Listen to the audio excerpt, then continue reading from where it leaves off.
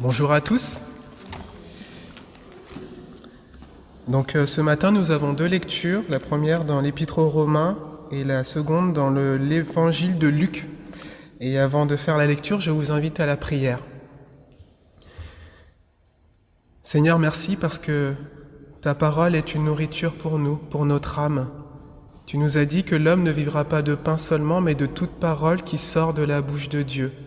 Seigneur, merci pour la vie que nous avons en toi. Merci Seigneur pour la vie que ta parole nous donne. Et nous te prions ce matin de nous parler toi-même Seigneur et de toucher nos cœurs. Donne-nous d'être attentifs à ce que tu as à nous dire et bénis chacun d'entre nous Seigneur ce matin. En Jésus-Christ notre Seigneur. Amen. Je lis donc Romains 1, versets 16 et 17. Car je n'ai point honte de l'évangile de Christ, c'est une puissance de Dieu pour le salut de quiconque croit, du juif premièrement, puis du grec. Parce qu'en lui est révélée la justice de Dieu, par la foi et pour la foi, selon qu'il est écrit, le juste vivra par la foi. Je lis maintenant l'évangile de Luc, chapitre 19, versets 1 à 10. Jésus, étant entré dans Jéricho, traversait la ville. Et voici, un homme riche, appelé Zachée, chef des publicains, cherchait à voir qui était Jésus.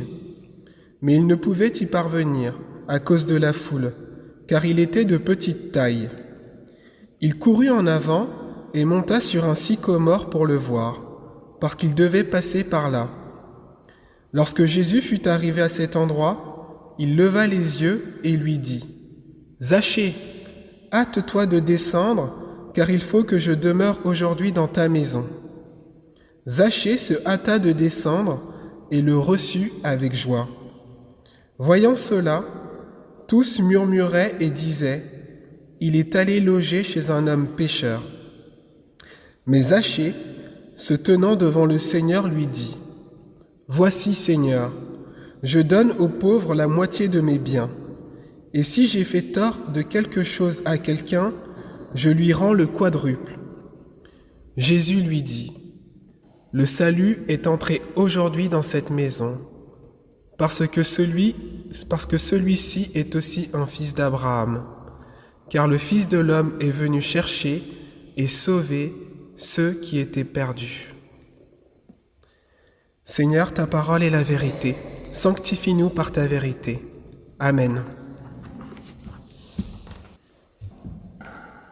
Le dernier dimanche d'octobre, les églises protestantes célèbrent la Réformation.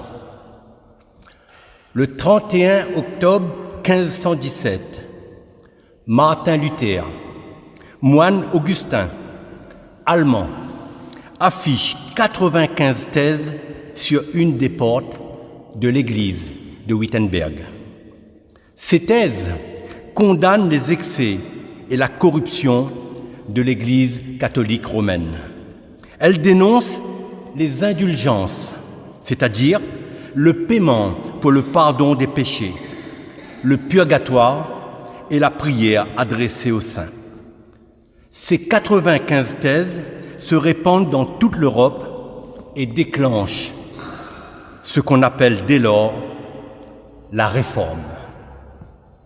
Si cette célébration a lieu, ce n'est pas pour glorifier un homme, mais pour rappeler que la parole a été remise au centre, d'où l'expression de la Réforme « sola scriptura, sola fide, sola gratia », c'est-à-dire l'écriture seule, la foi seule, la grâce seule.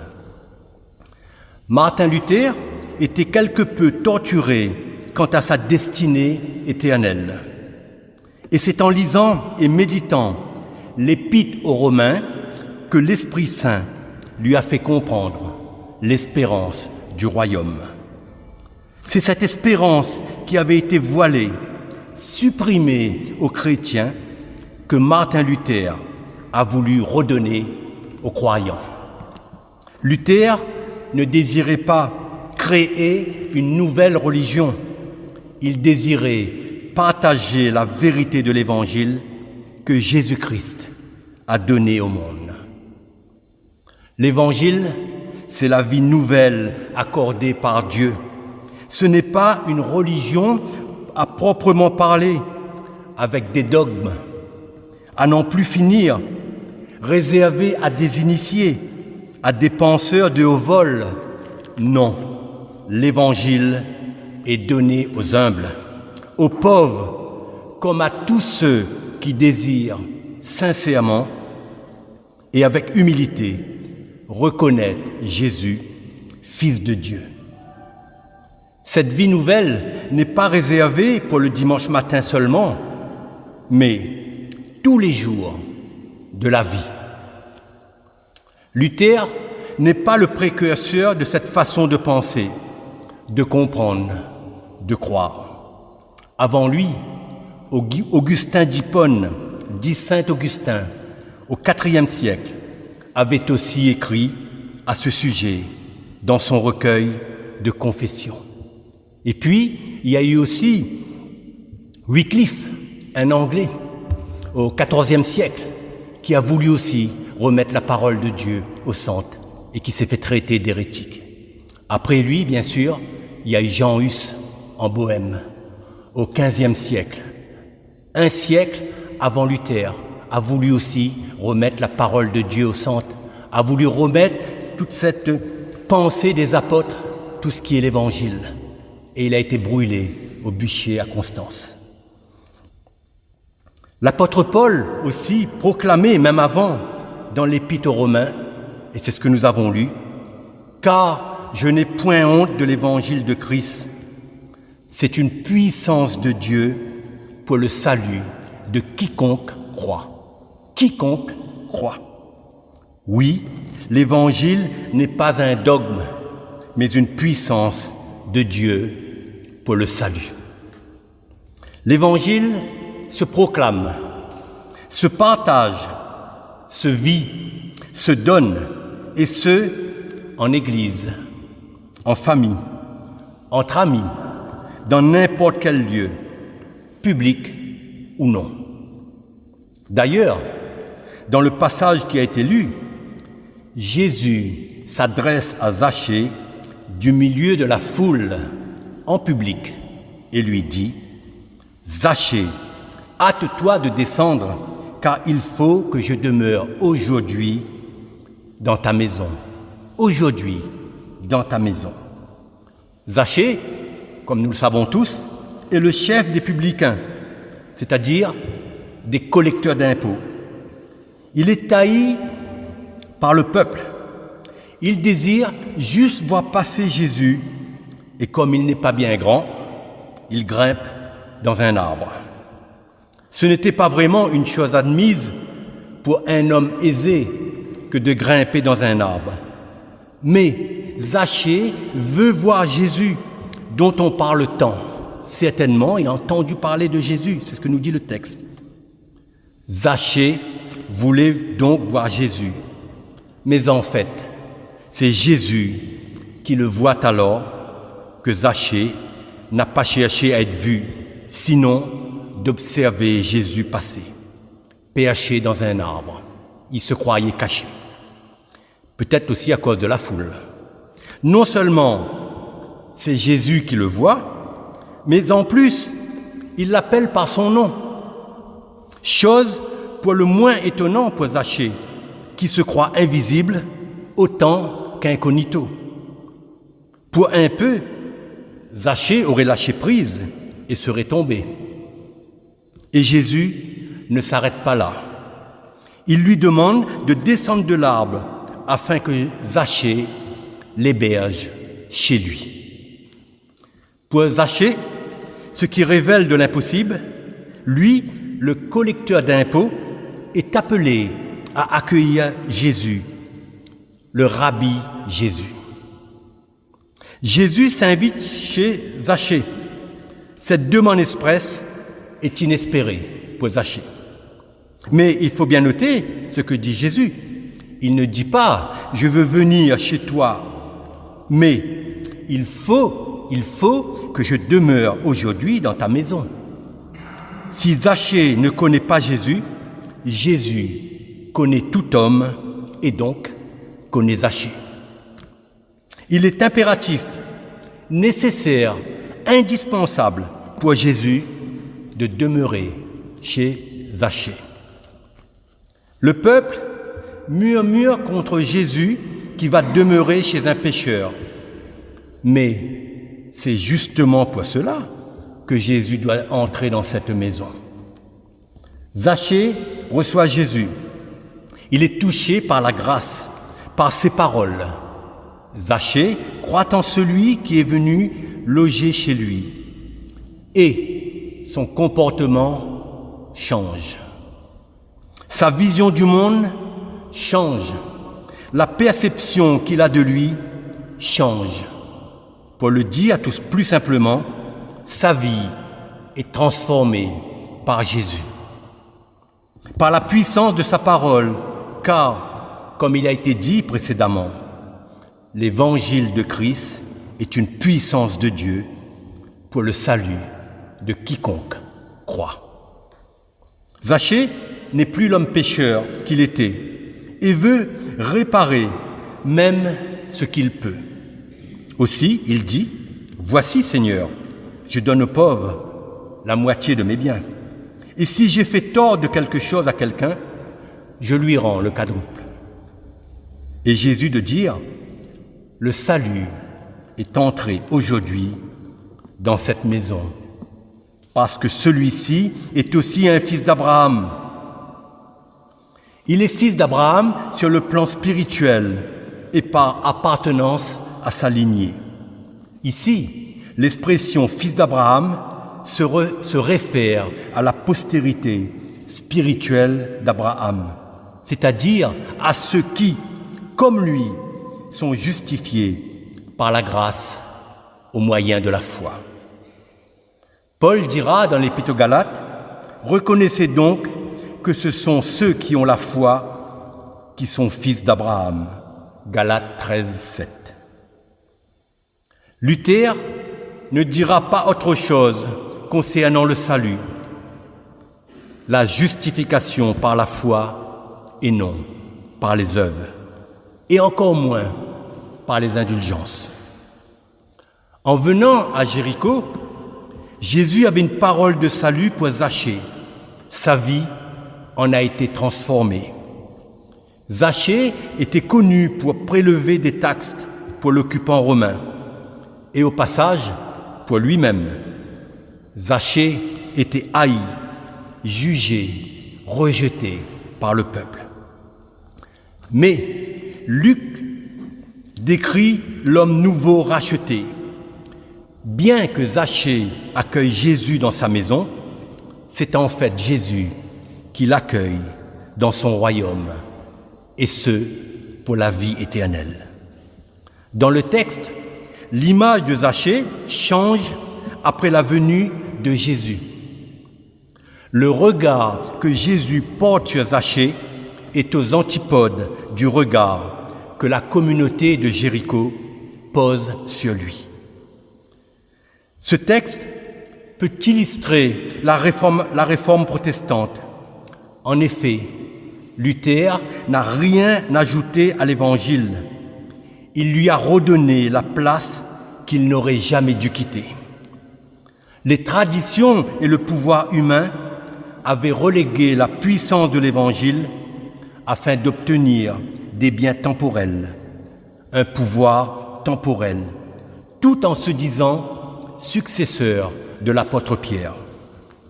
C'est là qu'il faut prêter attention à un détail de l'histoire de Zachée, à savoir l'ordre dans lequel les choses se sont passées. Revoyons cet ordre.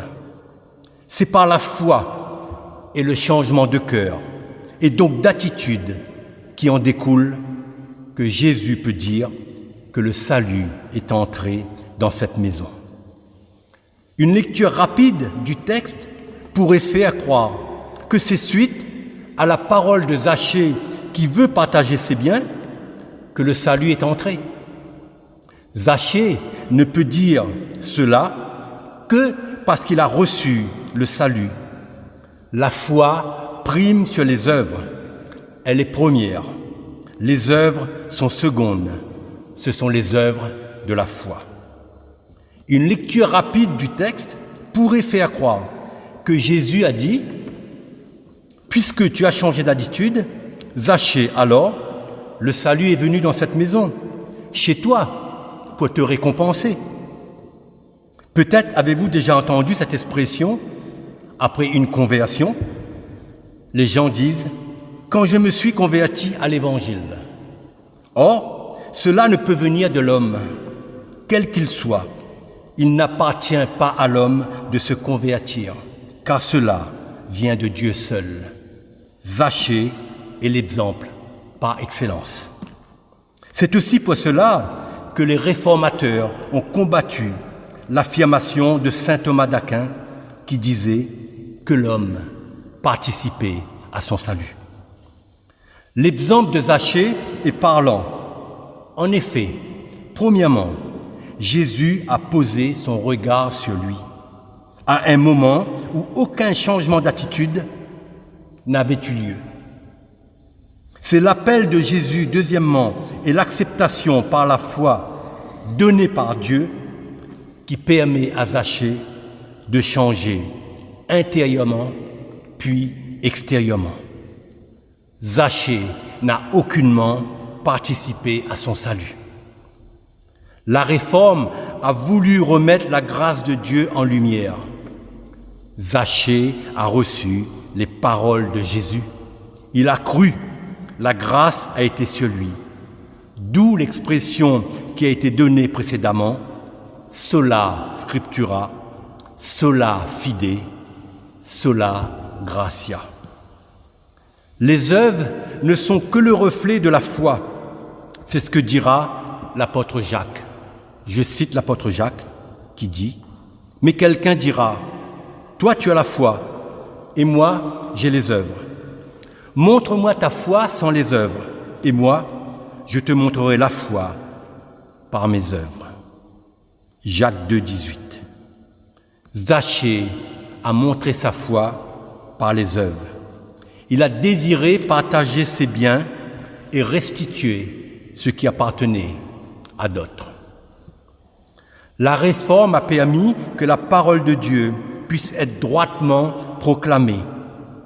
Aujourd'hui, nous sommes au bénéfice de tout ce que les réformateurs ont accompli. Par grâce, ils sont allés jusqu'au bout. Ils se sont heurtés à bien des refus, des tracas, mais aussi à des persécutions. Martin Luther a conservé une certaine forme catholique du culte, alors que Jean Calvin a mis en place un système presbytéro-synodal, c'est-à-dire à double niveau, local et national. C'est une forme de gouvernement d'Église composé de pasteurs et de laïcs. Ce système doit être démocratique. L'autorité suprême est l'Écriture. Rien ne peut se faire qui soit contraire à l'Écriture, contraire à la parole de Dieu. Dès lors que nous sommes tous des Zachée, aucun problème ne se pose. Tous les membres ont reçu la parole avec foi et sont justifiés par la grâce. Si nous avons reçu la parole avec foi, les œuvres de la foi sont donc conséquentes. Zachée, qui était vu comme un traître à sa communauté et un voleur, est devenu une personne qui partageait, qui aimait la justice et l'équité. Zachée était rejeté, Jésus l'a accueilli. Nous tous devons accueillir ceux qui en ont besoin, partager avec eux. Les richesses de ce monde ne sont que passagères. Les richesses à venir sont supérieures et éternelles. Par la foi, nous croyons au pardon des péchés. à la résurrection de la chair, à la vie éternelle. Il ne nous appartient pas de dire qui a droit ou non. Cela n'appartient qu'à Dieu. Jésus n'a rejeté personne, quand bien même il reprenait ce qui marchait pas avec droiture et vérité dans la parole. Zachée a été accueilli tel qu'il était et Dieu l'a changé. Les pharisiens n'ont pas voulu être accueillis, hormis Nicodème et Joseph d'Arimathée. Jésus leur a pourtant parlé, mais sa parole n'a pas trouvé place dans leur cœur.